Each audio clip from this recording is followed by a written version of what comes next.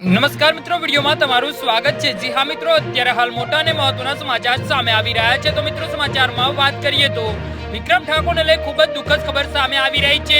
આજે ગુજરાત ફિલ્મ જગત અને સંગીતની દુનિયાનો એક ખૂબ જ જળહળતો દીપક ઓલવાઈ ગયો છે। એકવાર પીયુને મળવા આવજે હાલ ભેરુ ગામડે કોણ પારકા કોણ પોતાના જેવી અઢળક સુંદર ફિલ્મો ગુજરાતી સિનેમામાં આપનાર નિર્દેશક હસમુખ પટેલનું હાર્ટ એટેકથી દુઃખદ અવસાન થયું છે। જી હા મિત્રો, અત્યારે હાલ મોટા અને દુઃખદ સમાચાર સામે આવી રહ્યા છે। ગુજરાતી ફિલ્મના દિગ્ગજ નિર્દેશક હસમુખ પટેલનું હાર્ટ એટેકથી દુઃખદ અવસાન થયું છે। સમગ્ર ગુજરાતી ફિલ્મ ઇન્ડસ્ટ્રીમાં શોકનું મોજું ફરી વળ્યું છે। ગુજરાતી ફિલ્મ ઇન્ડસ્ટ્રીના ખલનાયક વિક્રમ ઠાકોરને સુપરસ્ટાર બનાવનાર હસમુખ પટેલ હતા।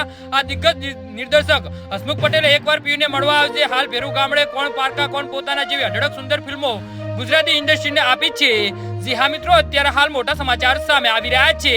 ત્યારે વિક્રમ ઠાકોર તેમના નિધન પર કહ્યું છે કે જેમને હું મોટા તરીકે હંમેશા બોલાવતો હતો એ આજે આપણી વચ્ચે નથી રહ્યા। હું માની શકતો નથી। આ લગતા મારા હાથ કંપી રહ્યા છે।